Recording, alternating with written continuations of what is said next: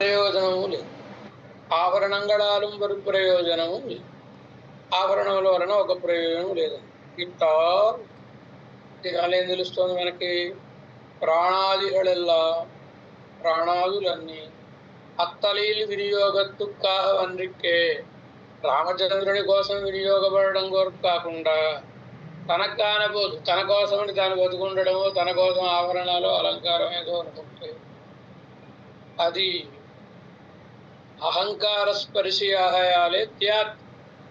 అహంకార స్పర్శ కలుగుతుంది అందులో, నా అనుభవం కోసం, నా ఆనందం కోసం అనేది విడిచిపెట్టబడదగినది, ఎన్నుడం చల్లపట్టదు అనే విషయం చెప్పబడినది.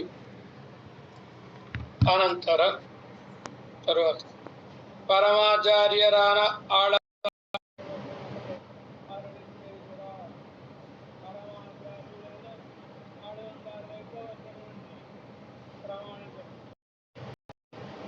వేదఖిలం ఋగ్వేద వాక్యం,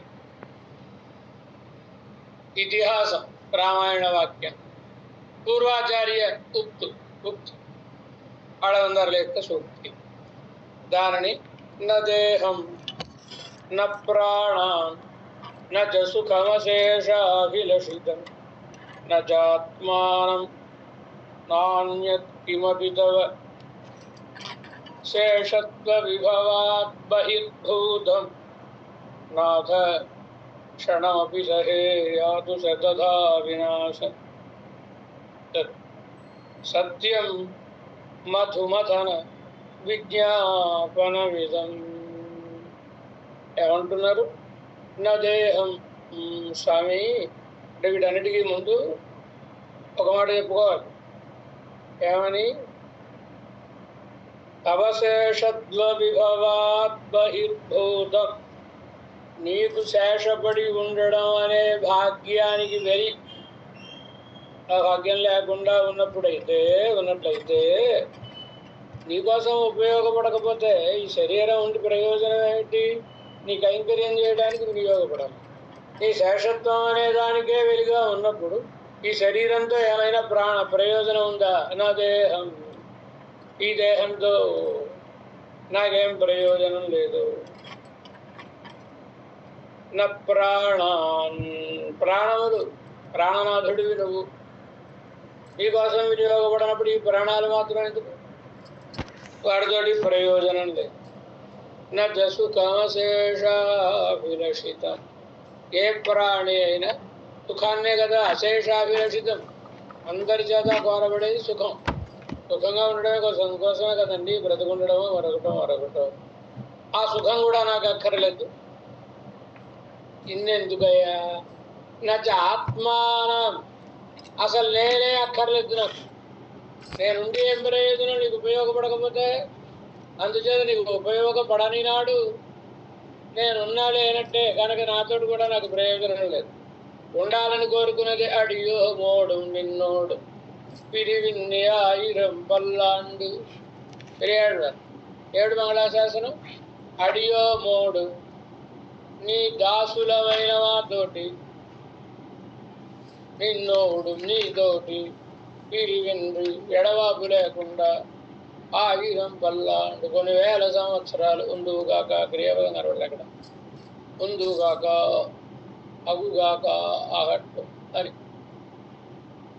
ఇక్కడ అడియో సరే భగవంతుడా, నువ్వు 10,000 కాలాలు సుఖంగా ఉండాలని కోరుకోవడంలో బాగుంది. నీ దాసులతో పాటుగా అని ఎందుకు అనాలి? అంటే పెరియాడు వాళ్ళకి ఏమైనా స్వార్థం ఉందా? దాసులు అంటే వారు వస్తారు కదండి. అంటే మేము ఉండాలి చిరకాలం అంటే తమను గురించి కూడా కోరుకుంటున్నారా? కాదు, నీకు మంగళాశాసనం చేయడం కోసం మేము ఉండాలి కనుక, అందుకోసమని మా ఉనికిని మేము కోరుకునేది ఎందుకోసం అంటే నీకు వినియోగపడడం కోసం అని. మరి నువ్వు ఒక్కడవే ఉన్నావు అనుకో, నీకు ఎవరు మంగళాశాసనం చేస్తారు? మంగళాశాసనం చెయ్యాలి కనుక మేము అడియో మోడు అనడంలో భావం. అంతే తప్ప మేము బాగుండాలి పరమాత్మ అనడం కాదు ఉద్దేశ్యం. కనుక నీ కొరకు వినియోగపడన్నాడు. అవశేషత్వ విభవాత్ బహిర్భూతం. విభవం అంటే ఏంటి? ఏమిటి సంపద? పరమాత్మ కోసమని వినియోగపడితే సంపద. పరమాత్మకు వినియోగపడని నాడు దేనికి కొరగాదు. కనుక నీకు శేషపడి ఉండడం అనే వైభవానికి వెలి అయినప్పుడు, బహిర్భూతం వెలి అయినప్పుడు ఇవేవి నాకు అక్కర్లేదు, నేను కూడా నాకు అక్కర్లేదు.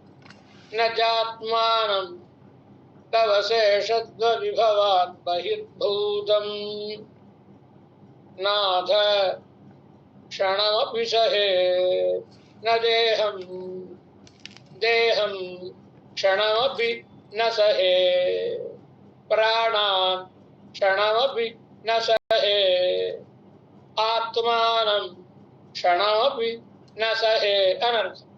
వీటిని ఒక క్షణం కూడా నేను సహించలేను.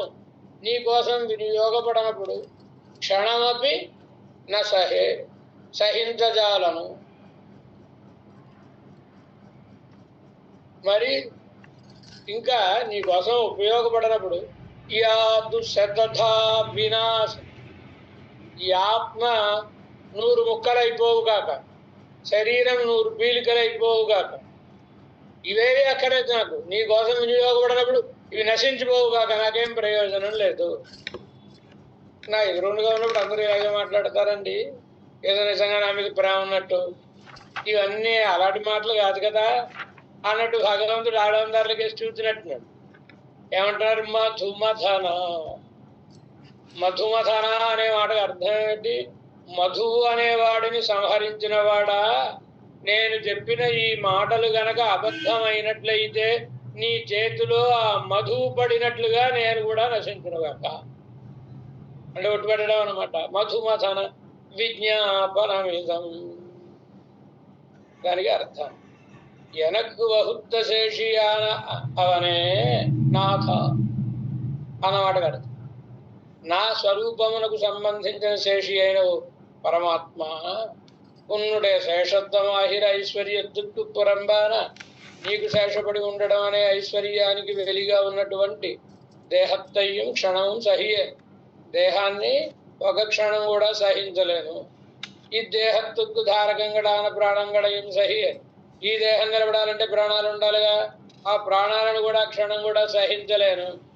ఎల్లారాலும் ఆశపడపట్ట సుఖత్తయ్యమ్మా సహియే, అందరూ ఆశపడదగినటువంటి నేను సుఖాన్ని కూడా క్షణం కూడా సహించలేను. పుత్రమిత్ర కడత్రాదిహడాను మత్వం సహియే, మరేది నాకు అక్కర్లేదు. పుత్రులు మిత్రుడు భార్య ఇలాంటి ఇవ ఇత్తనైక్యం భోక్తావాన ఆత్మాదన్నయ్యం సహియే, వీటన్నిటినీ అనుభవించేది ఆత్మ కదా, ఆనందం మరొకటో కలిగేది. ఈ ఆత్మ కూడా నాకు అక్కర్లేదు. இதெல்லாம் ఉరుక్కాణవర్ణాదబడి శ్రద్ధ నశిత్తు పోహవేణు. పడ రూపం కనబడకుండా ఉండేలా, ఊరు అంటే రూపం, ఉరుక్కాణవర్ణాదబడి రూపం కనబడకుండా ఉండేలా శతథా వినాశం అన్నారు కదా. 100 ముక్కలైపోవుగా, ముక్కలైపోవుగా, నశించుకోక. ఇంత విజ్ఞాపనం సత్యం. నేను చేస్తున్నటువంటి ఈ మాట, ఈ చెప్తున్న ఈ మాట సత్యం. మధుమథన అర్థం సహిస్తు. ఇంకా నన్రాయిలు ఒకవేళ నేనే కనుక అబద్ధం ఆడుంటే, ఇప్పుడు ఈ మాటలన్నీ సహృదయంగా కాకుండా ఏదో పైకి మాత్రమే చెబితే, దేవర్కు పొయ్యనాన మధు పట్టదు బడుహిరే, దేవర వారి విషయంలో చెడ్డవాడైనటువంటి మధు ఎలా నశించాడో నీ చేతిలో నేను కూడా అలా నశించునుగా. ఇత్త ఇందువలన అత్తలైలు శేషత్వత్తుకు పురంబానదల్ల, ఆ పరమాత్మకు శేషపడి ఉండడానికి వెలిగా ఉండేదంతా అహంకార దుష్టమాహయాలేత్యాత్, అహంకారం చేత దూషితం అవ్వడం చేత విడిచిపెట్టబడదగినది. ఎన్నువడం చొల్లపట్టదు అన్న విషయం చెప్పబడింది. అనంతరం మయర్వరమదినవరుల పెద్ద అవరహళి తలయాన అవర్వచనத்தை అరుళిచ్చేహిరారు. ఇంక చివరగా మయర్వరమదినవరుల పెద్ద అవరహళి, అజ్ఞానం పోవు రీతిగా భక్తులు పాపన్న జ్ఞానమును పొందిన వారిలో తలయానవర్ శ్రేష్ఠులైనటువంటి వారు ఆయన నమ్మాళ్వారు వచనత్తై వచనమును అరుళిచ్చేహిరా సాయిస్తున్నారు. ఏమని? యమ్మా వీట్టుత్తిరము, యమ్మా వీట్టుత్తిరము. ఈ తిరువాయుడికి అర్థం ఏమిటని సాయిస్తారు? ఒకే మాటలో ఈ తిరువాయుడు సారాంశం ఏమిటి అంటే ప్రాప్య నిష్కర్షము అని. ప్రాప్య నిష్కర్షము అంటే తమకు ఏమి కావాలనో దానిని నిర్ధారించి తెలుపుట. తామేం కోరుకుంటున్నారో దానిని నిష్కర్షించి అంటే నిర్ధారించి భగవంతునికి ఇదిగో ఇలాగే కావాలి, ఇదే కావాలి, అలా కాకపోతే వద్దు అని భగవంతునికి విజ్ఞాపనం చేస్తున్నటువంటి తిరువాయుడు. ఆళ్వార్ల మరణ విన్న పరమాత్మ ఆళ్వారే ఏమిటండి గొడవ పెట్టేస్తున్నారు, వైకుంఠం వైకుంఠం అంటే రండి తీసుకెళ్ళిపోతాను అన్నాడు. అంటే పరమాత్మతోటి అలా అయితే నాకు వైకుంఠం అవుతుంది. అదేమంటే మీరే కదా వైకుంఠం కోరుకున్నారు, ఇప్పుడు వద్దంటున్నారే. వైకుంఠం అంటే సామాన్యంగా ఎంత పెద్ద లోకమో తెలిసిన, పైన వెళ్ళలేదు, ప్రక్కలే వెళ్ళలేదు, ఎంత దివ్యమైన లోకమో తెలుసిన. ఎమ్మా వీట్ తెరము చెప్పం, ఎంత మహా గొప్పదైనటువంటి లోకమైన దాని ఊసే అర్థము మాకు అక్కర్లేదు. ఎమ్మా వీట్టు తెరము చెప్పం நின் செம்மா பாதபர் தலை சேர் தொல்லை కైమా తుంబం కడింద పిరానే అమ్మా వేండు అది. చాలా అద్భుతమైనటువంటి ఆచార్యులు ఈ తిరువాయుడి దగ్గర చాలా సరసంగా ఒక మాటను అనుగ్రహిస్తారు. ఏమని? పరమాత్మని ప్రార్థిస్తున్నారు నమ్మాడు గారు. ఏమండి మీరు వైకుంఠం అడుగుతున్నారు, వైకుంఠం అంటే అంత ఊరికే వచ్చేస్తుందా? అంత కష్టపడాలి దానికోసమని, అలా ఊరికే ఇవ్వడం కుదురుతుందా అని భగవంతుడు అంటే ఎందుకు కైమా తుంబం కడింద పిరానే. కైమా కై అంటే కర అంటే చేయ అంటే ఏనుగు, కరి అని పేరు కదా ఏనుగుకి. కరి అంటే కరం అంటే చేయ, తొండం కలిగినది కనుక ఏనుగుకి కరి అని పేరు. కైమా మా అంటే ఏనుగు. కైమా ఆ ఏనుగు యొక్క తుండం కడింద పిరా అనే దుఃఖాన్ని తొలగించావా లేదా నువ్వు? ఆయన మొరపెడితే వచ్చావు కదా, మరి నేను మొరపెడితే ఎందుకు రావు నువ్వు అని అడుగుతున్నారు హనుమాన్ గారు. అంటే భగవంతుడు నవ్వేసి ఎవళ్ళు పడితే వాడు పిలిస్తే వచ్చేస్తామండి, ఆయన కోసం వచ్చామంటే ఆయన ఎంత విలువైన కానుక సమర్పించాడో తెలుసా నాకు? మీరేం ఇస్తారండి? మీ దగ్గర ఏముంటాయి? ఏమన్నా ఉంటే ఆ చింతకాయలు రాళ్ళు ఉంటాయి, చింతకాయలు ఇస్తారు నాకు, అంతేనా? మరి అదే గజేంద్రుడు అయితే 1000 ఏళ్ల క్రిందట తీసి వాడకుండా 1000 ఏళ్ల పాటు ఉన్నటువంటి పుష్పాలని సమర్పించాడు, కమలాన్ని సమర్పించాడు. కనుక నేనేం తెలివి తక్కువన్నా ఏనుగు దగ్గరికి వచ్చానంటే ఆయన మీరేం సమర్పిస్తారండి? ఇప్పుడు మీ మరోయిని మీ దగ్గరికి వచ్చేస్తే మీరే ఆయన అలా పుష్పాలు ఇస్తారా అన్నట్టు పరమాత్మ. కైమా తుంబం కడింద పిరానే అంటే వీరు అయ్యో పరమాత్మ అంటే ఆయన దగ్గర అంత భక్తి ఉంది, అంత బ్రహ్మ. నా దగ్గర అలాంటి భక్తి అది ఏం లేదు పరమాత్మ. నేను అలా ఏ పుష్పాలు అవి అలాంటివి ఏమి లేదు. మరి అయ్యకపోతే ఎలా వస్తానండి? అసలు గజేంద్రుడు అంటే నీకు పుష్పాలు ఇచ్చాను, నేను నిన్ను ప్రార్థించానంటే నువ్వే నాకు పుష్పాలు ఇవ్వాలి. అసలు గజేంద్రుడు ఈ పాదాల మీద కరస్థ కమలాన్యేవా పాదయో అర్పితం తవా అని నీ పాదాల విందములేని సమర్పించాడా? నువ్వే నాకు కమలాలు ఇవ్వాలి నేను పిలిచినందుకు. అదే ఎవరైనా నాకు సమర్పిస్తారు కానీ నేను మీకు సమర్పించడమేటా? నాలాంటి వాడిని నిన్ను ప్రార్థించానంటే బా, ఇలాంటి వాడు మనకి ఎక్కడైనా దొరుకుతాడా? ఇంతకాలం మనం ఎంత ప్రయత్నం చేసినా మనకి నమస్కారం పెట్టని వాడు ఈవేళ మనని ప్రార్థించాడండి, ఏమి భాగ్యం ఏ భాగ్యం అనుకుని నువ్వే కమలాలు నాకు ఇవ్వాలి. నేను అలాంటి పాపపు కూర్చును కనుక పరమాత్మ నేనే గజేంద్రుడిలాగా భక్తి కలిగిన వాడిని కాదు. ఓ అయితే మీకే నేను ఇచ్చుకోవాలా? ఏమి ఇవ్వాలండి మీకు అడిగాడు భగవంతుడు. ఏం చెప్తున్నారు? నేను చెమ్మా పాద పర్పు తలసేర్తు వల్లే శీఘ్రముగా నీ పాదార విందములు పాదములనే పుష్పములను నా శిరస్సున ఉంచు. ఇది నమ్మాడి వారి కోరిక. వల్లై శీఘ్రముగా ఉంచు. రండి తీసుకెళ్ళిపోతాం. ఇప్పుడు గొడవ పెడుతున్నారు మీరు, నాకు ఆ వైకుంఠంలో ఉన్నా ఎక్కడ నాకేం ఊసిపోనివ్వడం లేదు మీరు. తోచనివ్వడం లేదు, గొడవ పెట్టేస్తున్నారు, రండి. అయితే నేను రాను అన్నారు, రమ్మని. మీరే కదండి మోక్షం అడిగారు, మరి రమ్మనమంటే నేను రానంటారే. అవును స్వామి, నేను అడిగాను కనుక నువ్వు ఇచ్చేటట్టయితే నాకు ఆ మోక్షం అక్కర్లేదు. ఇది ప్రాప్య నిష్కర్ష. అంటే నా ఆనందం కోసం నువ్వు నన్ను తీసుకుని వెళ్ళేటట్టయితే అది నాకు అక్కర్లేదు. నేను మీరు లేకపోతే ఉండలేను, రండి మీరు మిమ్మల్ని విడిచిపెట్టి ఉండలేనని ప్రేమతోటి నువ్వు నన్ను తీసుకుని వెళ్ళేలా అయితే, ఎంచేత నేను కోరుకుని వస్తే నీకు ఆనందం కలుగుతుందా? నువ్వు కోరుకుని తీసుకుని వెడితే నీకు ఆనందం కలుగుతుంది. కానీ కనుకనే తనకే ఎనక్కొళ్ళు మీదే వేండువదు అంటారు. అది ప్రధానమైన ఆ తిరువాయుడికి ఉయిర్పాటు పదం అనమాట. ప్రధానమైన పదం, ప్రాణభూతమైన పదం ఏమిటి? తనకే ఎనక్కొళ్ళు మీదే. తన కోసమని నన్ను స్వీకరించాలి భగవంతుడు. మీరు రండి, మీరు సేవ చేయకపోతే నాకు బాగుండదు అనుకుని ఆయన తీసుకుని వెళ్ళాలి. కానీ నేనేదో నిర్బంధించి నేను వెళ్ళి ఇంకా సేవ చేస్తాను ఇష్టం లేకపోయినా కానీ అని అంటే నీకు ఆనందం కలిగినప్పుడు ఆ సేవ వల్ల ప్రయోజనం ఉంది, నా రాక వల్ల ప్రయోజనం ఉంది. నీకు ఆనందం కలిగినందుకు, నీకు ఆనందం కలగడమే కదా నా శేషత్వానికి ప్రయోజనం. కనుక నీ ఆనందం కోసం తీసుకుని వెళ్ళేటట్టు అయితేనే నన్ను తీసుకుని వెళ్ళుము. ఇది ప్రాప్య నిష్కర్షం చేయడం. ఎందుకోసమని? నా ఆనందం కోసమని. కానీ అహంకారం, ఈ అహంకార స్పర్శం అగ్నిస్పర్శం లాంటిది అన్నారు కదా. కనుక ఇది కూడనిది కనుక ఆళ్వార్లు గట్టిగా నిష్కర్షించి ఏమి కోరుకొనవలేను అనేదాన్ని పరమాత్మ దగ్గర విజ్ఞాపనం చేశారు. అదే పాసురార్థాన్ని అనుగ్రహిస్తున్నారు.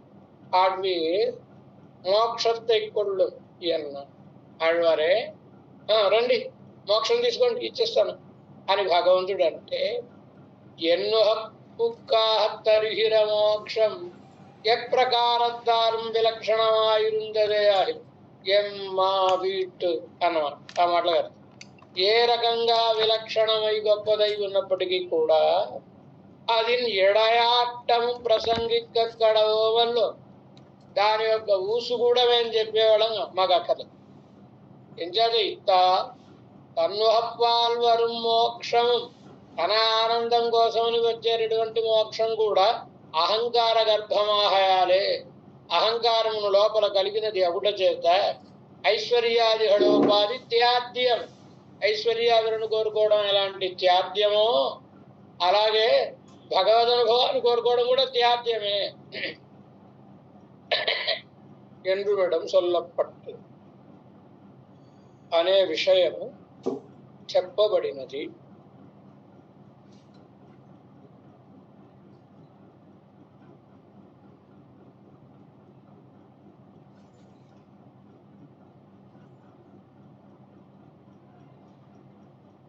తర్వాత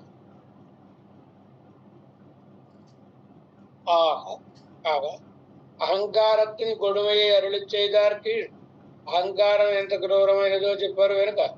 అనంతరం విషయంగళిన్ கொடுமையை అరుళి చేహిరార్ మేల్. విషయముల యొక్క శబ్దస్పర్శ రూపరసగంధాది విషయాలు ఉన్నాయి కదా, వీటి యొక్క క్రూరత్వాన్ని తెలుపుతున్నారు ఇక ముందు. ఏమని? సూత్రం 183. ప్రతికూల విషయస్పర్శం విషస్పర్శం బోలే అనుకూల విషయస్పర్శం విషమిశ్ర భోజనం బోలే.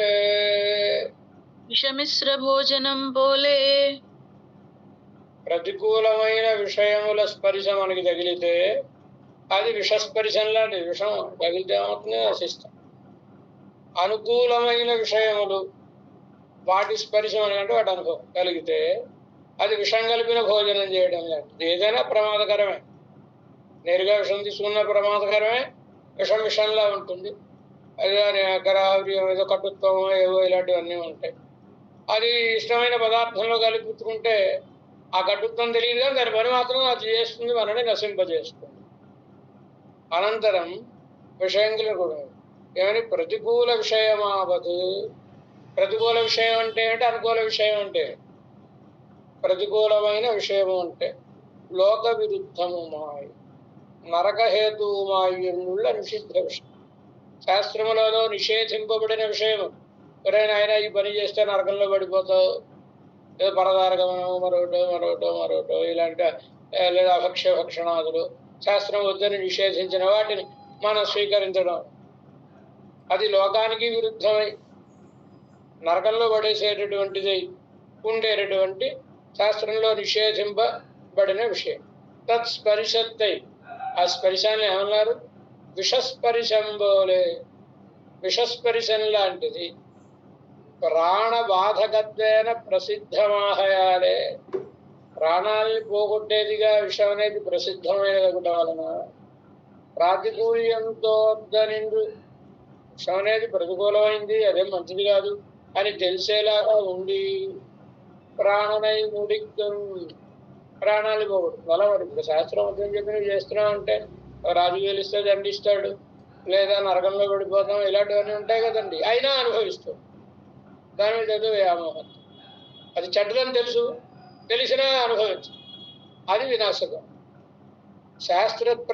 శాస్త్రసిద్ధత నిషిద్ధతయా, శాస్త్రములలో నిషేధంగా ప్రసిద్ధమగుట చేత ప్రతికూలం ఎందు తోద్దీరు, ప్రతికూలమని తోచి ఉండి స్వరూపనాశத்தை పన్నుహయాలే, స్వరూపనాశకం అవడం.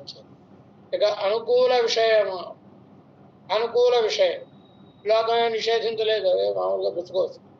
లోక విరుద్ధము అంది, పుచ్చుకుంటే నరకంలోనూ పడిపోయి. నరకహేతువు అంది విశిష్ట వేషానుకూలమాయిరుండుల విహిత విషయం. విశిష్ట వేషం అంటే శరీరంతో కూడిన, ఆ శరీరాన్ని బట్టి ఈ శరీరం కలిగిన వాళ్ళు ఏం తినాలి, ఏం మానాలి, ఇవన్నీ శాస్త్రం చెప్పిందిగా. శాస్త్రం చెప్పినా అవన్నీ ముక్తికాముడైనటువంటి వారికి అవన్నీ అపాయకరములు. నరకహేతువు అందికే విశిష్ట వేషానుకూలమాయిరుండుల విహిత విషయం.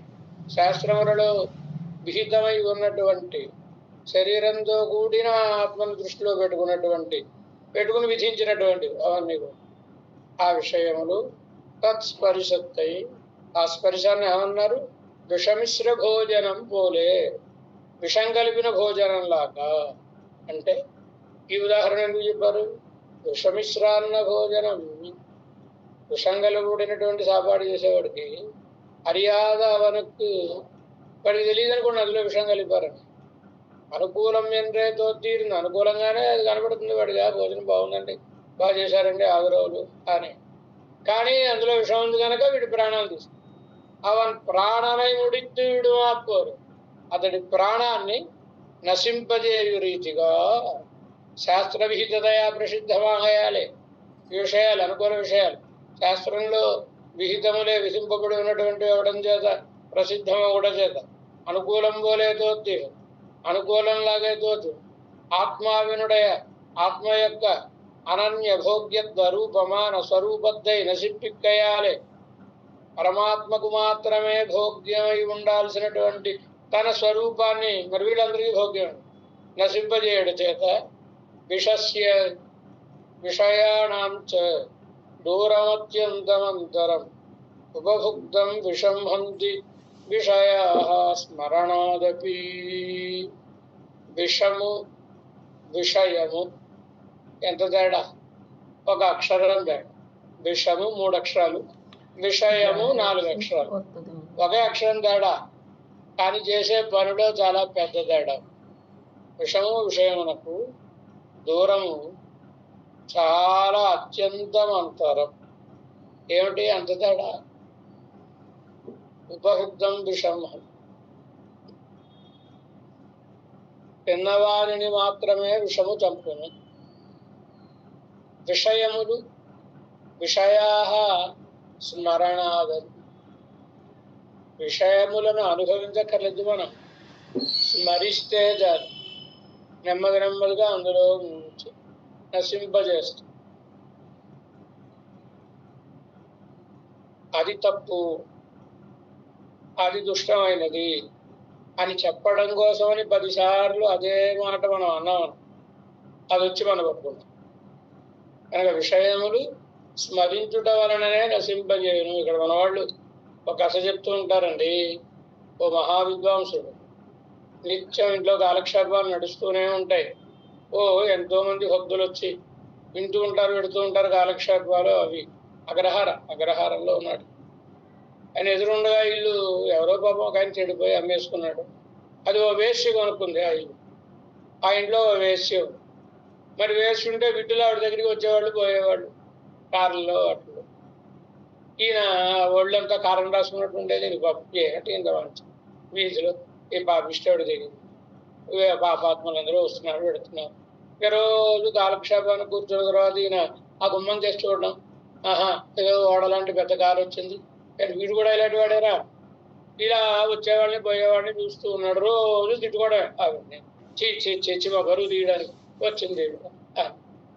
ఇద్దరు ఒకే రోజు మరణిస్తే యమదూత గారి పండితుడి దగ్గరికి వచ్చి స్వర్గానికి రమణమని ఆ మిగతా వాళ్ళు ఆవేశ గారి దగ్గరికి వెళితే ఈయన యమదూతలు చూసేట మీరు వచ్చారండి, మీ టైం అయిపోయిందండి, రండి తీసుకెళ్ళిపోతామంటే, అదే నన్ను తీసుకెళ్ళడానికి ఏ స్వర్గదూతం నుంచి ఇంద్రుడి దూతలో వస్తారని నేను అనుకుంటుంటే మీరు వచ్చారేంట్రా నాయన, మీరు పొరపడ్డారా, మీరు రావాల్సింది ఇక్కడికి కాదురా, అదిగా ఎదురుగా ఇల్లుంది కదా అక్కడికి వెళ్ళాలిరా, మీరు పొరపాటు నీ ఇంటికి వచ్చారు, మీరు ఇక్కడికి రావాల్సింది స్వర్గానికి తీసుకెళ్ళడానికి రావాలి దేవదూతలు అంటే, మేము అడ్రస్లన్నీ కరెక్ట్గా కనుక్కునే వచ్చామండి, మీ దగ్గరికే వచ్చామండి.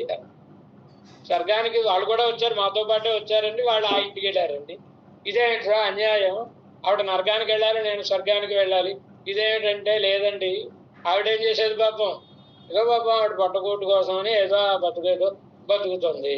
కానీ ఆవిడ అలాంటి వాడు పాపం బయటికి రాలేరు, 10 మందిలో ఉండలేరు. ఆవిడ కూడా ఈయన చెప్పే కాలక్షేపాలు ఇవి అని వినాలని అనిపించేది. పాపం ఎక్కడో అవి బయట కనబడకుండా కుర్చీ వేసుకుని కిటికీ దగ్గర కూర్చుని వింటూ ఉండేది. ఏమనుకునేది, పాపిష్టి జన్మెత్తాను, నేను కూడా మామూలుగా ఉంటే నేను వెళ్ళి వాళ్ళందరితో కూర్చుని విని ఆనందించేదాన్ని కదా, ఏం చేస్తామో ఈ జన్మకి భగవంతుడు ఇంతే రాశాడు చీచి అనుకుంటూ ఆవిడ వింటూ, ఆయన అదృష్టవంతుడు, వాళ్ళందరూ అదృష్టవంతుడు. ఈయన రోజు ఆవిడని తలుచుకుంటూ ఉండేది, ఎంతసేపు ఆ పాపిష్టి పనులు తలుచుకుంటూ ఉండేది. కనుక ఆవిడికి స్వర్గం వచ్చింది, ఈయనకి నరకం వచ్చింది. నేనే అనుభవించక్కర్లేదు. విషయా స్మరణాదపి, స్మరించినంత మాత్రం చేతనే విషయములు నశింపజేస్తాయి.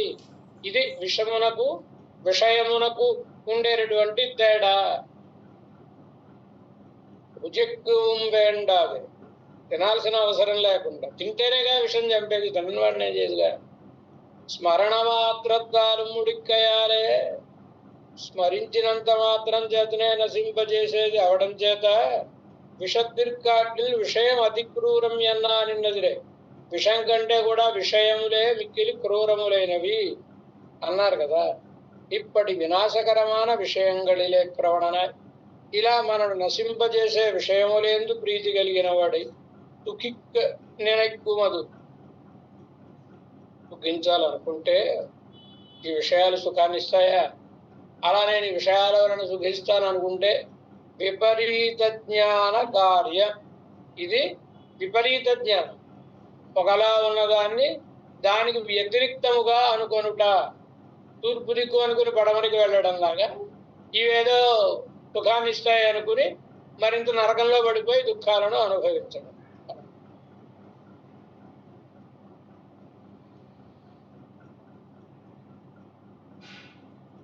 என்று அத்தை பிரமாண பிரசித்த திருஷ்டாந்த முఖேன అరళి చేయరా, ప్రమాణ ప్రసిద్ధిని చూపించి ఇదిగో ఇంత దోషం అయ్యా ఇందులో అని చెప్తున్నాడు. అగ్నిజ్వాలయై విజుంగి விடாய்க்கெடான் நினைக்குமா போலேயும் ஆடுகிற பாம்பின் நிழலிலே ஒதுங்க நினைக்குமா போலேயும் விஷயப்பிரவணனாய் சுகிக்க நினைக்கை అగ్నిజ్వాలే విழுங்கி விடாய் ఇక్కడ நினைக்குமா పోలే. దాహం వేస్తుంది వాడికి, విపరీతమైన దాహం. అగ్నిజ్వాలను నోట్లో పడేసుకుని దాహం తీర్చుకుందాం అనుకుంటే దాహం తీరుతుందా, కాలుతుందా నోరు? అదిగా అలాంటిది. ఈ విషయాలని అనుభవించి సుఖాన్ని పొందాలనుకోవడం ఎలాంటిది అంటే అగ్నిజ్వాలను విరింగి దాహమును తీర్చుకొనవలని అనుకున్నటువంటిది. ఇంకొకటి, ఆడిహిర పాంబిన్ నిరడలే ఉదుంగరణెక్కుమా పోలే. బా ఎండ అలా వేడెక్కుపోయి వదిలిపోతుంది, ఎక్కడైనా నీడ దొరికితే బాగుంటుంది అనుకుంటే పంచ శీర్షాకి 5 తరాల పాము ఆడుతుంది. ఆ పడగల కింద నీడుంది, ఆ నీడలో తలపెట్టుకు పడుకుందాం అనుకుంటే వీటికి సుఖం కలుగుతుందా? ఆ పాము పడగల నీడలో తలపెట్టుకు పడుకుంటే అది అలాగా. పోనీ అది నిద్రపోవడం లేదు, ఆడుహిర పాంబిన్ నీడలేదు, అది ఆడుతోంది పడగలి, దాని నీడలో సుఖించాలనుకోవడం లాగా. విషయపరవణాయి సుఖిక్కనె, విషయములు ఎందు ప్రీతి గలవాడై నేను సుఖించాలి అని అనుకోవడం.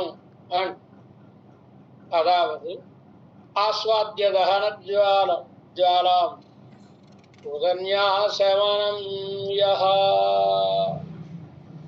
తథా విషయ సంసర్గ సుఖచింతా శరీరిణః. ఆస్వాద్య దహన జ్వాల, అగ్నిహోత్రం అగ్నిజ్వాలని మింగి ఉదన్యాశమనం యథా, దప్పికను తగ్గించుకోవడం ఎలా సాధ్యమో తథా ఆ రీతిగా విషయ సంసర్గాత్ విషయములను అనుభవించడం ద్వారా సుఖచింత శరీరిణ, సుఖంగా ఉండాలనుకోవడం ఈ శరీరులకు అలాంటిదే. విషయాణం తు సంసర్గాత్ యో బిభర్తి సుఖం నరః. ఈ ప్రమాణాలు కానీ సూత్రం అంటే ఉరికే చెప్పలేదు, ఆ ప్రమాణాలను హృదయంలో ఉంచుకుని ఆ సూత్రాన్ని సాధించారు. ప్రమాణం లేకుండా ఏ మాటను మన పూర్వాచార్యుడు అనుగ్రహించారు. నృత్యతః ఫణినశ్చాయ విషయాణం తు సంసర్గాత్ యో బిభర్తి సుఖం నరః. నృత్యతః ఫణినశ్చాయ విశ్రమాయాశ్రయేతసః. విషయములతో కలిసి ఉండి విషయాలను అనుభవించడం ద్వారా నేను సుఖాన్ని పొందుతాను అని ఎవడైతే అనుకుంటాడో వాడు ఎలాంటి వాడు అంటే నృత్యతః ఫణినశ్చాయా,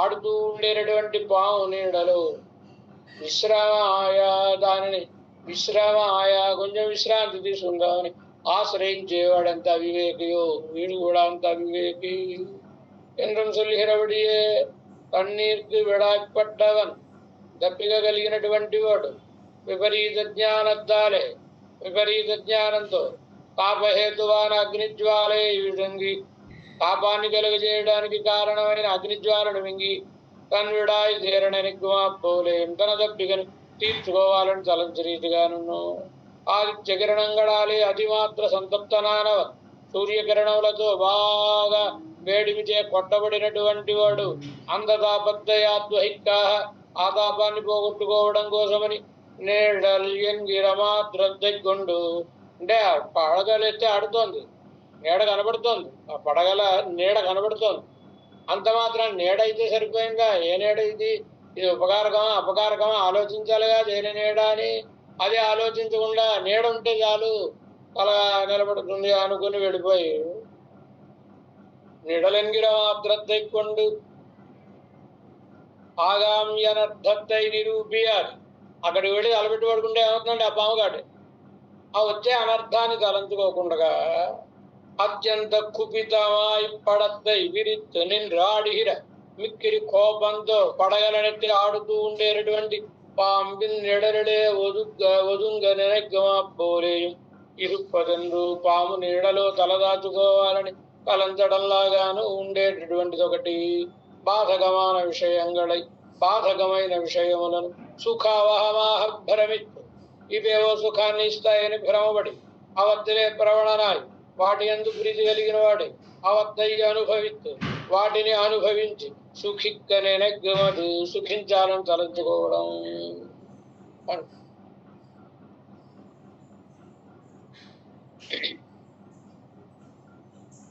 విషయ ప్రవణనాయి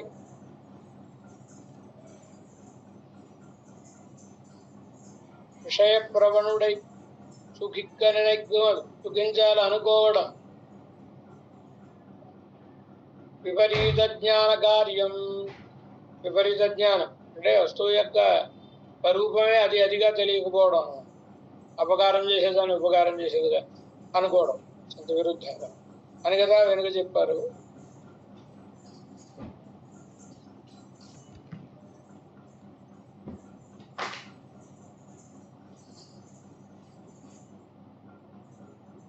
విషయస్పర్శం స్వరూపనాశకం.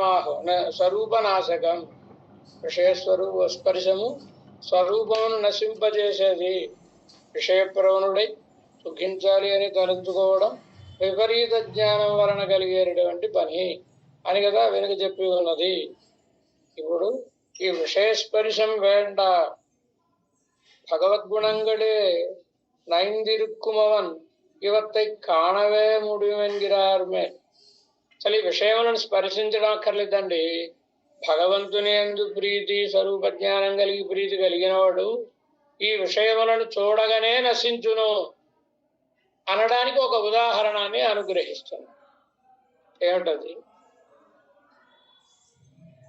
అతుణమా ముడియుమా పోలే, అసుణమా ముడియుమా పోలే, భగవదనుభవైక పరనాయ్, భగవదనుభవైక పరనాయ్, మృదు ప్రకృతియాయి, మృదు ప్రకృతియాయ్, ఇరుక్కుమవన్, இருக்குமவன், விஷய தரிசனத்தாலே முடியும்படி, விஷய దర్శనத்தாலே முடியும்படி. ఏమంటున్నారు? దానికి ఉదాహరణ చూపిస్తున్నారు. ఇప్పుడు వాటిని అనుభవించే కలదు, అవి చూస్తేనే ఇతడు మరణిస్తాడు.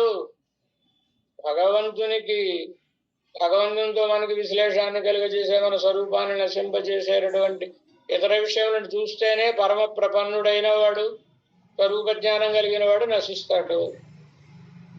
ఇంచేత భగవంతుని స్మరిస్తూ మృదు ప్రకృతి గనక దానికి ఉదాహరణ సాయిస్తుంది. ఆ ఉదాహరణ మనకి ఇప్పుడు కనబడదు, కానీ తమిళనాట ప్రసిద్ధంగా చెప్పేటటువంటి దాన్ని జీవగ్రహం అంటే బ్రతికుండగా పట్టుకోవడం చాలా కష్టం, ఎవరు పట్టుకోలేరు. మరణించిన తర్వాత ఆ పక్షిని పట్టుకోవాల్సిందే తప్ప దాన్ని బ్రతికుండగా పట్టుకోవడం అనేది కష్టం. ఆ పక్షికి ఏం పేరు? అసుణమా అని ఆ పక్షికి పేరు. అసుణమా ముడియుమా పోలే. ఈ అసుణమా అనే పక్షి ఏమిటి? ఇది చాలా మృదు ప్రకృతి, అరణ్యాల్లో. ఎవరు దాన్ని పట్టుకోవాలనుకునే వాళ్ళు ఏం చేస్తారు? ఏ వీణాగానమో వేణుగానమో అక్కడికి వెళ్ళి వినిపిస్తూ ఉంటారు. అది ఆ గానాల్ని వింటూ మైమరచిపోయి మనసంతా అందులో లీనమై ఉంటుంది. అలాంటి సమయంలో ఒక్కసారి డబడబ భేరీ భాంకార ధ్వనులు ఒక్కసారి వాయి ఇంత మృదువైన శబ్దాన్ని వినడం, సాత్వికమైన శబ్దాన్ని విని ఆనందిస్తున్నది ఒక్కసారి భయానకమైన శబ్దాన్ని వినగానే గుండెకి మరణిస్తుంది. అప్పుడే పట్టు దాన్ని. అది అలా భగవదనుభవైక పరమాయ్, భగవంతుణ్ణే అనుభవించేటటువంటి స్వభావం కలిగిన వాడై, మృదు ప్రకృతి అయి భగవదితరములైన వాటిని వేటిని సహించలేని మృదు ప్రకృతి అయి ఇరుక్కుమని ఉండేటటువంటి వీడు విషయ దర్శనత్తాలే ముడియుంబడి, ఆ విషయముల దర్శనంతో నశించు రీతి వ్యాఖ్య. అసుణమా ఇందిర పక్షి, అసుణమా అనే ఒక పక్షి అతి మధురమాన గాన శ్రవణత్తాలే,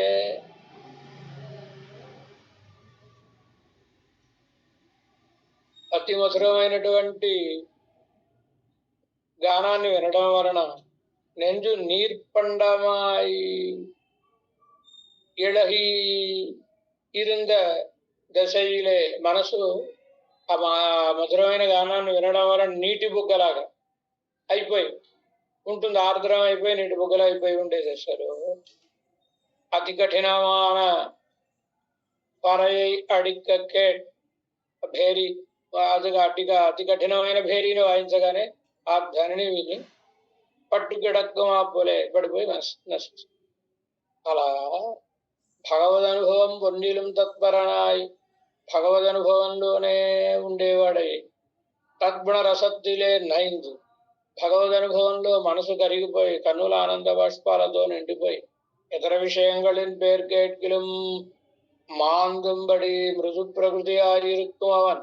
ఇతర విషయములు చెవిలోబడినా నశించే అంతరీతిగా మృదు ప్రకృతి కలిగినటువంటి వాడు భగవదేక భోగత్వరూప స్వరూపనాశకంగళాన భగవంతుని కొరకే వినియోగపడుట అనేటటువంటి స్వరూపాన్ని నశింపజేసేటటువంటి విషయంగళ మాత్రత్తులే విషయములను చూచినంత మాత్రం చేతనే ఏంగి ముడియంబడి దుఃఖించి నశించే రీతి.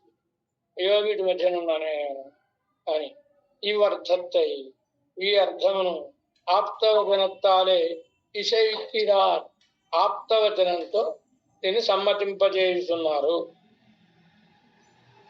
కాటిపడిపాయో కాటిపడిపాయో ఎన్నక్కడవదిరే ఎన్నక్కడవదిరే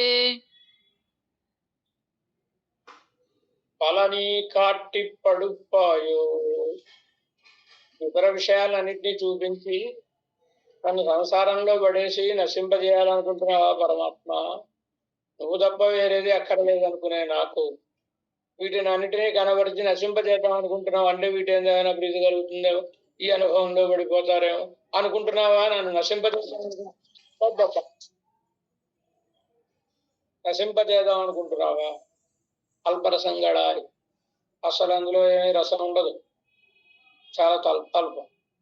అనేక విధంగా ఇరుందుళ్ళ అనేక రకములుగా ఉండేటటువంటి దుర్విషయంగళెక్కాటి దుర్మార్గములే చెడు విషయములను కనబరచు అవత్తోడు బురుందాదబడి వాడితోడు సహించలేని రీతిలో ఉండేటటువంటి వాడిని అవత్తుప్పాంగాన నలత్తులే ఇరుకై కీడాన పాపత్తై పండిన. మరి అలా ఇష్టం లేని వాటి మధ్యలో ఉండాల్సినటువంటి స్థితికి తగినటువంటి పాప చేసిన నన్ను ముడిక్కప్పార్కిరాయో నన్ను నశింపజేయాలనుకుంటున్నావా ఈ విషయాన్ని గురించి అంటారు కదా. ఏ పంపు ఇలా ఉండే విషయదోషత్తై అరియామయాలే ఆ విషయము లేక దోషం లేకపోవడం చేత ఇదిలే ప్రవణనామ అవనత్వం వీటి యందు ఆసక్తి కలిగిన వాడై ఉండేవానికి ఎత్తయ్యారు. ఇందువైతే ప్రవణనామ అవనత్వం వాసేయారుడిచ్చేహిరాడు. ఒకడు అవి చెడ్డవని తెలియక వాటిలో దిగడు, అవి చెడ్డవని తెలిసి వాటినాను. ఇద్దరికి ఉండే తేడా చెప్తారు. సో అజ్ఞానాన విషయ ప్రవణన్ కేవల నాస్తికనై పోలే జ్ఞానవానాన విషయ ప్రవణన్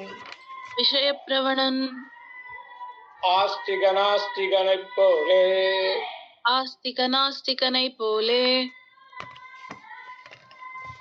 తెలియక ఈ విషయములు మనని బాధించేవి అని తెలియక అందులో దిగేవాడు ఉన్నాడే వాడు కేవల నాస్తికనైపోలే. అసలు శాస్త్రమే తెలియని వాళ్ళలాగా శాస్త్రాన్ని అంగీకరించడు చూడు కనుక వాడికి తెలియదు కనుక అలాంటి నాస్తి.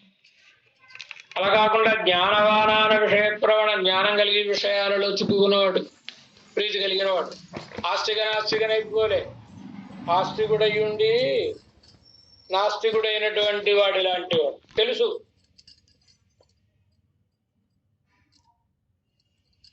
జానామి ధర్మం నజమే ప్రవృత్తి జానామ్యధర్మం నజమే నివృత్తి అను. ధర్మం నాకు తెలుసును కానీ ఆ ధర్మంలో నాకేం ప్రవృత్తి లేదు, నేను ఆ ధర్మ పనులు ఏం చేయను. ఇది తప్పని నాకు తెలుసును కానీ మానలేను అంటారు చూసారా. అలా వీడు శాస్త్రం చదువుకున్నాడు, చదువుకున్న విషయాల నీడలో పడిపోయాడు అనుకోండి, వీడు ఎలాంటి వాడు అంటే ఆస్తిక నాస్తికుడు అని. ఆస్తికనై తిరుత్తలం నాస్తికనై తిరుత్తలం.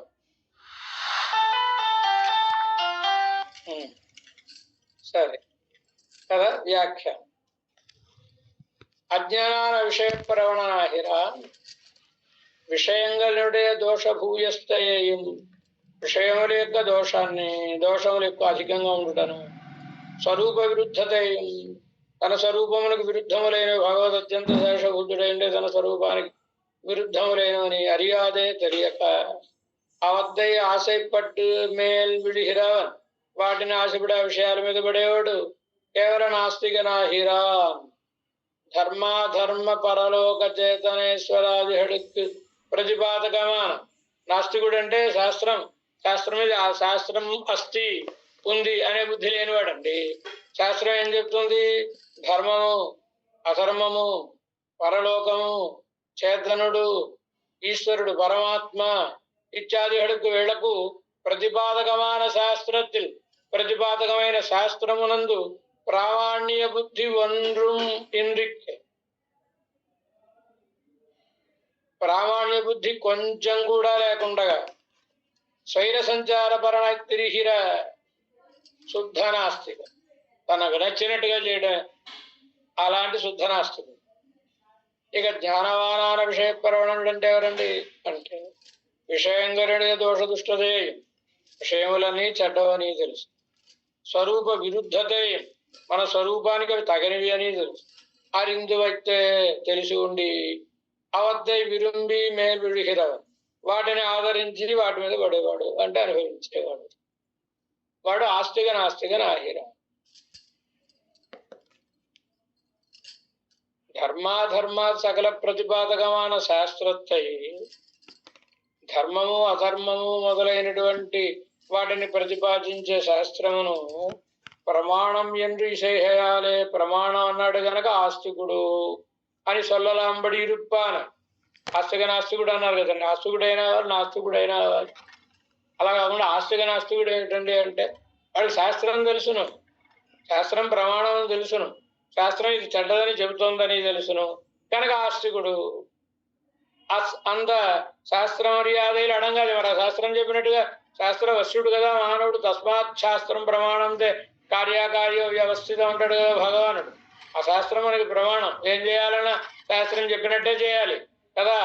కానీ అలా ఆ శాస్త్ర మర్యాదకు వీడు ఎవడకుండా అంటే వీడు దాన్ని అంగీకరించకుండా తోత్తిత్తు చేదు తిరిగేయాలి. తనకేందో వస్తే దాన్నే చేస్తూ తిరగడం చేత నాస్తిక సమానాయుర్కం నాస్తికులతో సమానమైనటువంటి వాడై ఉంటుంది. దృష్టాంతభూతరాన ఇరువర్కం విశేషమేదు అలా చెప్పినప్పుడు ఇద్దరిని చెప్పారు కదండి. ఆస్తికుడు ఆస్తిక నాస్తికుడు అని ఏమిటి వాళ్ళిద్దరికి విశేషం అంటే సాయిస్తున్నారు. శాస్త్రத்தை ఏమని చూద్దాం. కేవల నాస్తికనై తిరుత్తలాం ఆస్తిక నాస్తికనై ஒரு நாளும் திருத்தவண்ணாது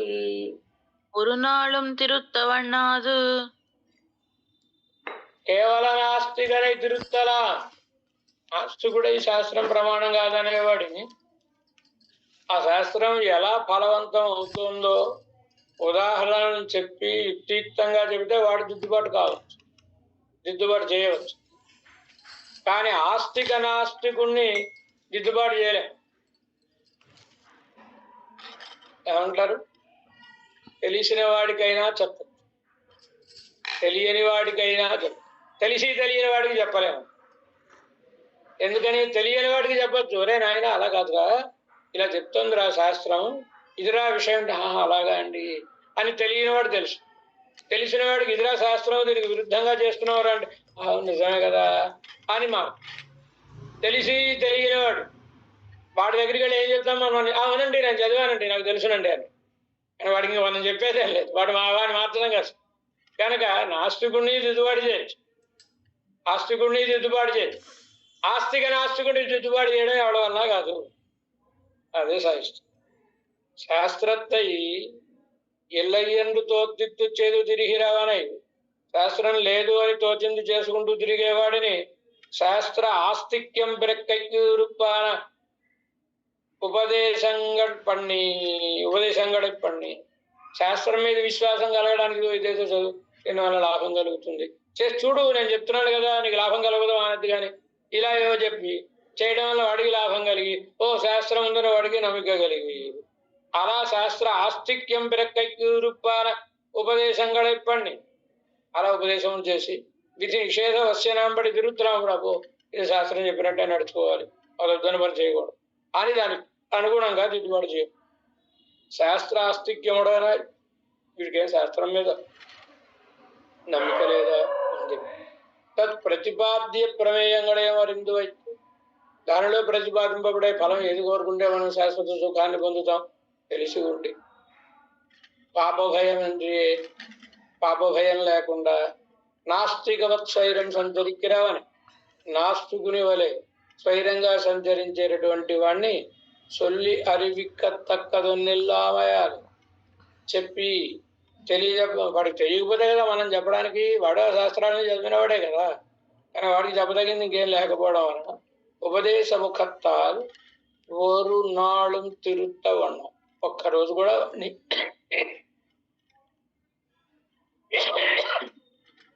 దిద్దుబాటు చేయాలి ఇత్తారు ఇందువలన అజ్ఞాన విషయ ప్రవణనై తెలియనటువంటి వాడి విషయములందు తగులుకున్నటువంటి వాడిని విషయదోషాద్యుపదేశముఖత్తాలే ఆ విషయాలు ఎంత దోష దుష్టములేనివో వాటిని ఉపదేశం చేయడం ద్వారా విరక్తనాంబడి తిరుత్తలాం విరక్తుడు ఆ విషయములందు విరక్తుడు అయ్యేలా దిద్దుబాటు చేయవచ్చు జ్ఞానవానాల విషయ ప్రవణనై జ్ఞానం కలిగి విషయములందు ప్రీతి కలిగిన వాడి దోషాదిహడ వ్యక్తమా హరిందు అయితే చెడ్డదని వాడికి తెలుసును తెలిసినా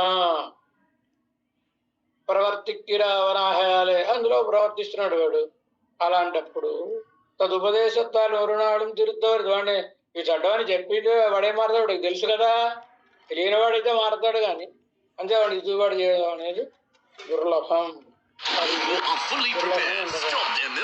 అజ్ఞ సుఖమారాధ్యత సుఖతరమారాధ్యతే విశేషజ్ఞ జ్ఞానలవ దుర్విదగ్ధం బ్రహ్మాపి నరం న రంజయతి ఎన్నక్కడవదిరే అజ్ఞ తెలియతక్కువాడు సుఖమారాధ్యతే సుఖం కోరుకుంటాడు ఇంతకంటే తెలివైన వాడు సుఖతరమారాధ్యతే విశేషజ్ఞ ఎందుకంటే గొప్ప సుఖాన్ని కోరుకుంటాడు విశేషమైన జ్ఞానం కలిగిన వాడు ఇక వాడికి తెలిసింది తక్కువ ఇదే జ్ఞానం అనుకుంటాడు ఇదే సర్వస్వం అనుకుంటాడు జ్ఞాన లవ దుర్విదగ్ధ బాగా జ్ఞానం కలిగితే దోషం తెలియదా వాడు తెలిసింది తక్కువ కానీ ఇది నాకే అంతా తెలుసును అనుకుంటాడు అలా అహంకరించేటటువంటి వాడిని బ్రహ్మాపి నరం నరంజయతి బ్రహ్మదేవుడు కూడా అలాంటి వాడిని ఆనందింపజేయలేడు ఎన్నక్కడ వదిలే అన్నారు కదా అందువలన అవనుడు వివన్ విశిష్టతమనేంటి కర్తు కనుక వాళ్ళకంటే ఈ ఆస్తిక నాస్తికుడు విశేషమైన వాడు అని తన్నైతానేంగిర వాక్యത്തിൽ తనను తానే నశింపజేసుకుంటాడు అనే వాక్యం నందు స్వరూపనాశికంగా హచ్చన్న స్వరూపనాశికములుగా చెప్పిన అహంకారజ్ఞుడయవం అహంకారం యొక్కయు విషయంగడనుడయవం విషయముల యొక్కయు క్రౌర్యత్తై క్రౌర్యమును తనిత్తనియే అరళిచ్చైదార్కి అహంకారం దోషం విషయాల దోషం ప్రత్యేకంగా సాధించారు వెనుక ఉభయద్దుగ్గం ఉళ్ళదరు క్రౌర్య విశేషత్తై తంత్రేనడరుచేశారు మీరు మొళ ఎత్తుకొని రెండిటికి సాధారణంగా ఉండేటటువంటి దోష విశేషాన్ని సాధిస్తున్నాం ఇవ ఇరండం స్వరూపేణ முடிக்குமளவன்றிக்கே భాగవత విరోధత్తయ్యం విళైత్తు ముడిక్కుం ఈ రెండు కూడా మన స్వరూపాన్ని నశింపజేయడం మాత్రమే కాదు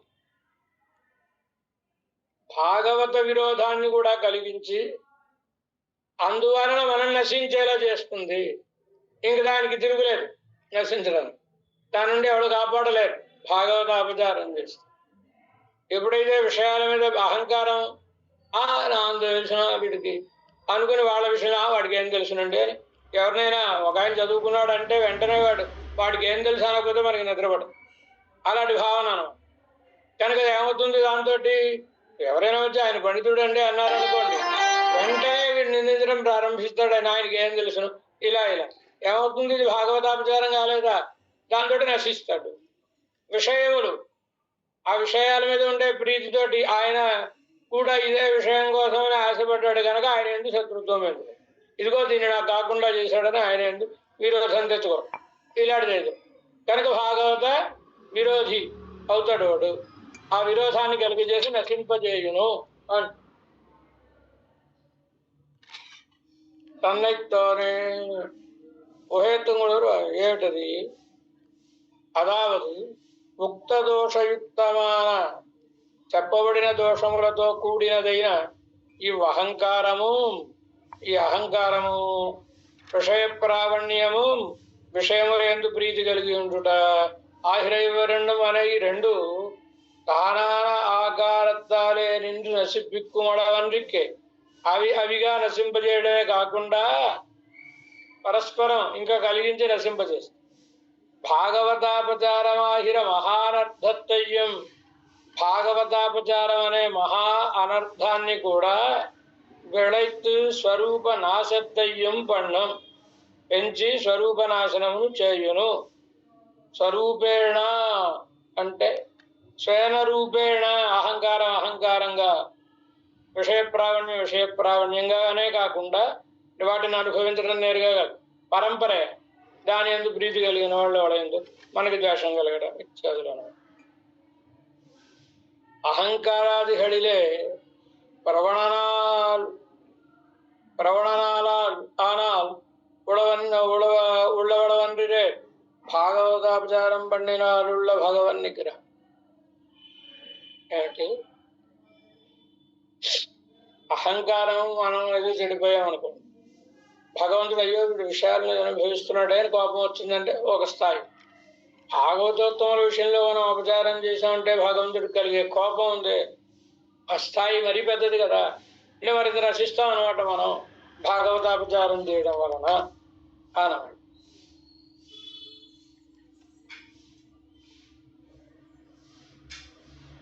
ஆனால் భాగవత విరోధం విளைந்த போதே స్వరూపనాశం పెరక్కువాకి, భాగవత విరోధం మనకు కలిగినప్పుడే మన స్వరూపం నశించేటట్లయితే భాగవత విరోధத்தை பண்ணி పోరానిక చేయదే.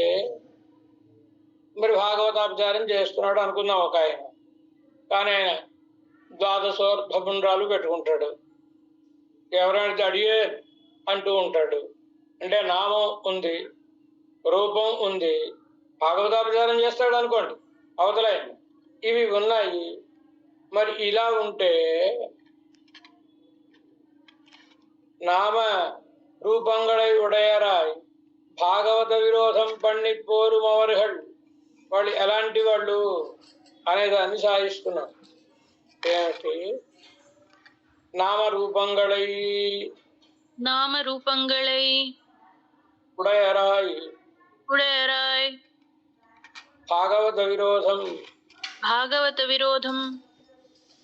பண்ணி போரும் அவர்கள் దగ్ధపటం పోలే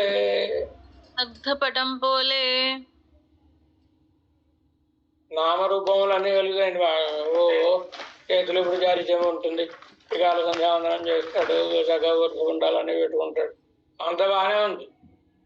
కానీ భాగవతుల విషయంలో అపచారం చేశాడు అనుకో, భాగవతోత్తముల విషయంలో నింద చేశాడు అనుకోండి, వాచికమో కాయికమో మానసికమో ఏదో చేశాడు అనుకోండి, ఎలాంటి వాడైనా దగ్ధపటం పోలే, అంటే ఏదైనా కొత్త వస్త్రం దానికి నిప్పంటి ఉందనుకో, దగ్ధం అయిపోయిన ఆ అడ్డుదారం, నిలువుదారం, ఆ పడుగు బ్యాగ్ అవన్నీ మనకు కనబడుతున్నట్టుగానే ఉంటుంది అది వస్త్రం, కానీ అది గడపడానికి పనికిరాదు, కానిస్తే ఎగిరిపోతుంది. అలాగే వీడికి రూపం అది అంతా బాగానే ఉంది, ఎందుకు పనికిరాదు, ఈ రూపం పనికిరాదు, ఏవి పనికిరాదు. అందుకోసమని దగ్ధపడం పోలే. అదావది వైష్ణవత్వానికి చిహ్నమైన దాస్యనామత్తయం మడియేను అనే దాస్యనామం, తదనుగుణమైన రూపత్యందానికి తగినటువంటి ద్వాదశోర్ధపుండ్రాలంకృతమైన దివ్యగాత్ర ఉడయరాయికొండు కలిగిన వరకొనుచు ఉళ్ళురు పసేంద్రికే లోపలే భక్తి లేదు, బయటికి మాత్రం ఇవన్నీ ఉన్నాయి తప్ప లోపల పచ్చి. పసి అంటే పచ్చి, పచ్చి లేకుండా అంటే భక్తి. అహంకారాది వశ్యరాయ్, అహంకారాదులకు వశ్యులై భాగవత హృదయరద్దులే విరోధத்தை பண்ணி పోరు అవుతారు. భాగవతోత్తముల విషయంలో విరోధం చేస్తూ ఉండేటటువంటి వాళ్ళు ఉరుక్కులయ వెందిరిక్కచ్చేదే, రూపం పోయేలాగా అంటే ఉత్తుగా దగ్ధమైపోయి ఉన్నప్పటికీ ఉరువుడైతు పోలే తోత్తి ఇరుక్కం, అది ఇంకా ఏదో పనికొచ్చేలాగే ఉందండి, మడతలతో సహా కనబడుతోంది అనే వస్త్రం, అలా కనబడేటటువంటి దగ్ధపటంతోడు సదృశం.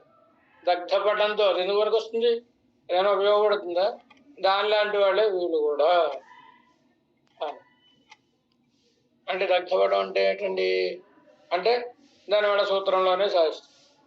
దగ్ధపటത്തിന് పడిదన్న దర్శిపిక్కిరారు మీద దగ్ధపటం యొక్క రీతి ఏమిటో సాధిస్తున్నారు సూత్రంలో. మడిపుడవై மடிப்புடவை వెందాల్ வெந்தால் ఉండయ్యం పావం உண்டையும் பாவம் ఒత్తుకిడక్కం முத்துக் கிடக்கும்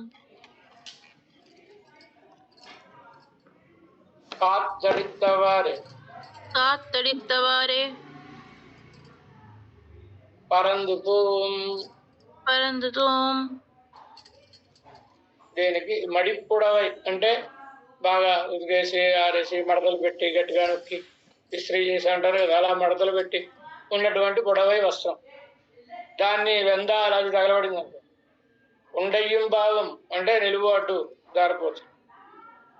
పొత్తుక్కిడకం అని అలాగే కనబడుతూ ఉంటాయి మనకి, అడుదారం నిలువుదారం అని.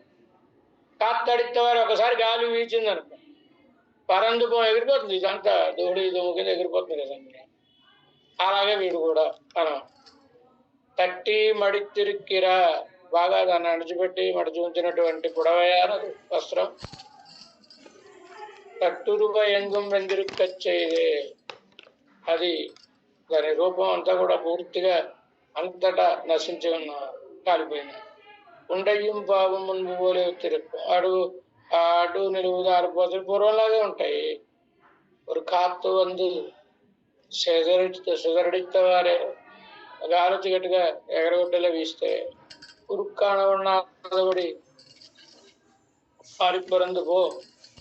అసలు రోమ తరాసలు ఇక్కడ ఇందాక వస్త్రం ఉండాలంటే వస్త్రమే కనబడదు, గాలికి మాత్రం దుమ్ముధుడే ఎగిరిపోతుంది. ఎంగై అప్పటి ఆ రీతిగానే అపచారాగ్ని దగ్ధరాయి వైత్, ఉపచారం అనే అగ్నితోటి దగ్ధులైపోయి ఉండి నామరూపంలోడ ఇరికిరవరడం. నామరూపాలు ఉంటాయి, భగవన్ నిగ్రహ విశేషత్వాలే. భగవన్ నిగ్రహం మరి భాగవతోత్తముల విషయంలో అపచారం చేశామంటే భగవంతుడికి ఎంత కోపం వస్తుంది, ఆ కోపం వలన పారబడి ఉండి ఉరుమాయింది పోగరు, వాళ్ళ స్వరూపనాశనం అయిపోతారు వీళ్ళందరూ కూడా. భగవంతుని చేత నిగ్రహం చేత కొట్టబడినటువంటి వాళ్ళే పోతారు.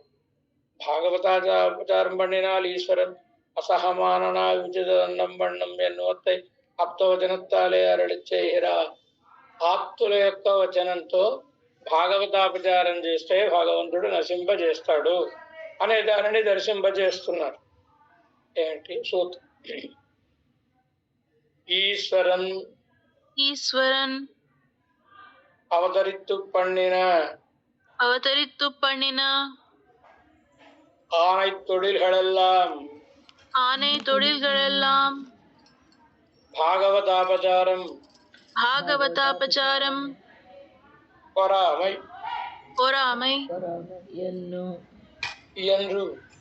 என்று ஜீயர் அருளிச் செய்வர். ఈశ్వరన్ భగవంతుడు అవతరించి చేసినటువంటి ఆనై తొడిల్హళెల్లా అంటే గొప్ప వ్యాపారం, తెలుగు వ్యాపారం అంటే గొప్ప పనులన్నీ కూడా ఏమిటి? రావణ సంహారమో మరో సంహారం, ఇవన్నీ ఏమిటి? భాగవతాపచారం పొరామై. వాడు భాగవతోత్తముల విషయంలో చేసిన అపచారాన్ని సహించలేక భగవంతుడు అవతరించి వచ్చి ఈ పనులని చేశాడు కనుక అని ఎవరు సాయిస్తారు? జీయర్ అంటే నంజీయర్ వారు సాయించేవారట. అదే సాధిస్తుంది. ఏమని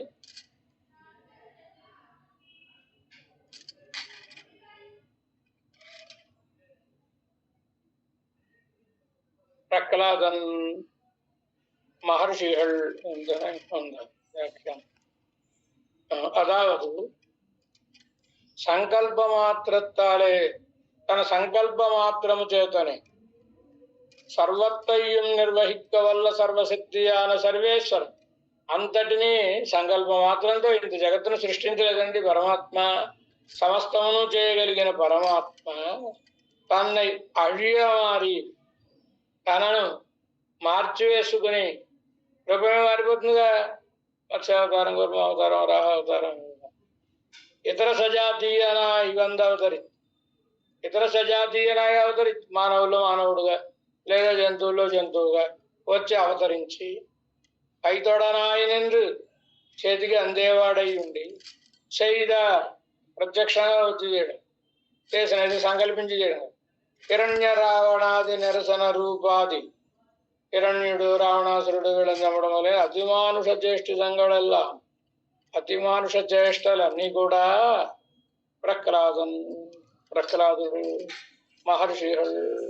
మహర్షులు തുടക്കமான అవ్వో భాగవత విషయంలో ఆయా భాగవతోత్తముల విషయంలో అవ్వవర్ పండిన అపచారం వాడు చేసిన అపచారాన్ని సహించలేకపోవడం వలన అని ఆప్తతమలైన నంజీయర్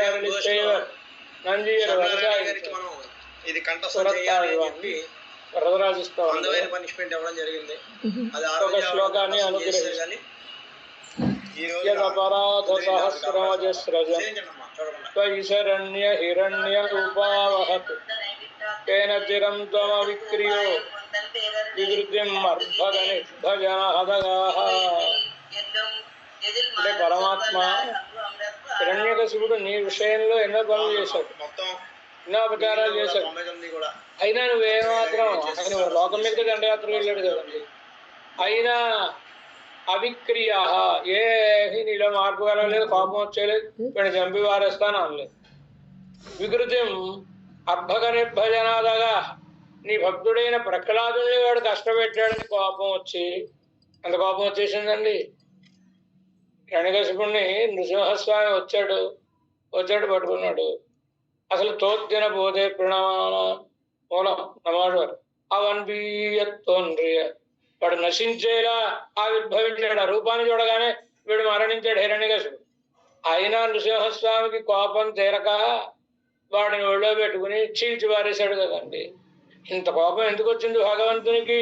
వికృతిం అర్భగ నిర్భజనాదగా నా భక్తుడైన ప్రహ్లాదుని ఇంత కష్టపెడతావరా నువ్వు అని వచ్చిన కోపం.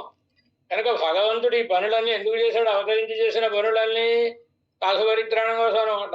ఆ భక్తుల విషయంలో చేసినటువంటి అపచారములను సహించకపోవటం వలననే ఇన్ని అవతారములు, ఇన్ని చేష్టలు అని నంజీయర్ వారి యొక్క శ్రీ సూక్తి. ఇది చాలా బాగుందంటండి. హెయిర్కి ఒక చిన్న